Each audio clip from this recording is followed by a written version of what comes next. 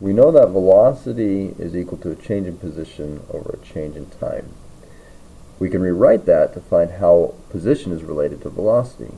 So if we just multiply the time up, we get our change in position is equal to velocity times the change in time. So if we're moving over a certain time, we're going to change positions. That's obvious by our general intuition. But we want to be more quantitative with that. First thing to note, one of the most important things is if I know my velocity and I know how much time has elapsed while traveling at that velocity, the only thing I can tell is my change in position. Remember, delta x is the same thing as x final minus x initial. That is equal to velocity times this change in time period. Okay, so in order to find out where I'm at, knowing my velocity and the time, I have to know where I began. Now often we can choose our coordinate system such that x initial is 0, but it's really important to make that mental note before starting a problem is to ask, is my initial position 0? And sometimes we don't want to have it to be 0, so remembering this full relationship is important. And in fact, we can expand out that time and write, okay, well my x final is going to be equal to my x initial plus the change. This is the change.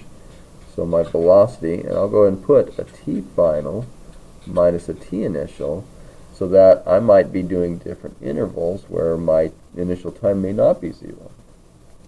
Okay, so let's look at a simple case where the velocity is constant. So graphically, here's my velocity. Okay, and let's say we have some little time intervals. Here's a delta t's. So each one of these is a delta t. Alright, well in the first time interval I have traveled this far, or I've been going this fast and it's constant for that time. So according to this part of the change, how much my position has changed, it's going to be the height, the value of this graph, the velocity, times the base. So how far I've traveled this way. Well, that is the equation for the area of a rectangle. I have my height and my base of that much. And so this area of a velocity versus time graph is equal to my change in position. Okay. Well, let's go ahead and assume that I start at x initial equals 0, just to keep things simple. Okay, so that means this term is 0. Okay, now if I started at 0 and I moved this one time interval, delta t, at this speed, then I have now increased by this amount. Okay, this is the area I've gone. So at this point, I can now draw my position versus time graph and say that the amount of this velocity versus delta t, this small time interval, is, I don't know, this much. Let's say it's this much right here. Okay, so at this time interval, this delta t, I've gotten to this point. Alright, now for the next time interval, I have now traveled at this speed for this much more time, so I have the same amount of delta x. So this is another delta x, but now this is in addition to the first one. So I have this new area here, and I've gone this much further from where I was. And so I now go up this amount from this point over the next delta t. Okay. And we can continue doing that for every delta t, because this constant velocity, the areas of each of these intervals is the same, and I end up going along a straight line. My position increases linearly in time because it has a constant slope that came from this constant value of velocity. Okay. Now, we already understand that the slope is equal to the value over here, and so we could have kind of jumped to this curve right away, but something that's really powerful is we can also see how to calculate when the velocity is more complex. We can get some more complex velocities as we introduce acceleration.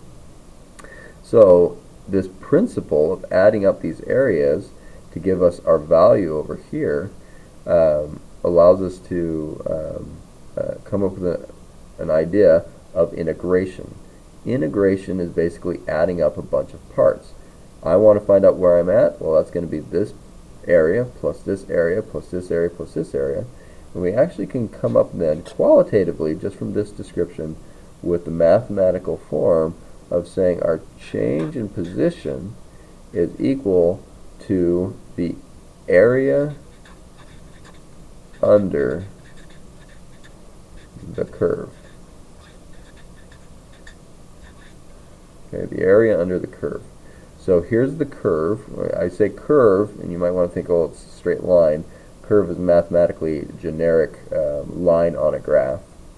And so whatever this function is, the area between it and the 0 is going to be equal to my displacement, the total displacement. And so I can choose certain time intervals, like this first one. This little area up to this time is my displacement from wherever I started, okay, up to this time interval. That's where I got this dot. So this is the value, this is the area under the curve up to this time interval. This total area here is the area under the curve from where I started at x equals 0, or x initial, up to this time interval. So this value is equal to the area under the curve up to this time interval right here. And I can keep doing that, and I'd get the value being the area under the curve as I progress along. And so, again, reminding me, just to remind us, that this is a displacement, so it emphasizes where I began. So I could talk about the displacement just in this section. It would be the area under the curve between these two time intervals. And so I would have gotten to some point here. By this time, I'm right there. Okay, and so my displacement is increased from that point up to here. So I have to remember that this is a displacement, not a position. It's relative to an initial position, whether I talk about the whole graph or some portion of the graph.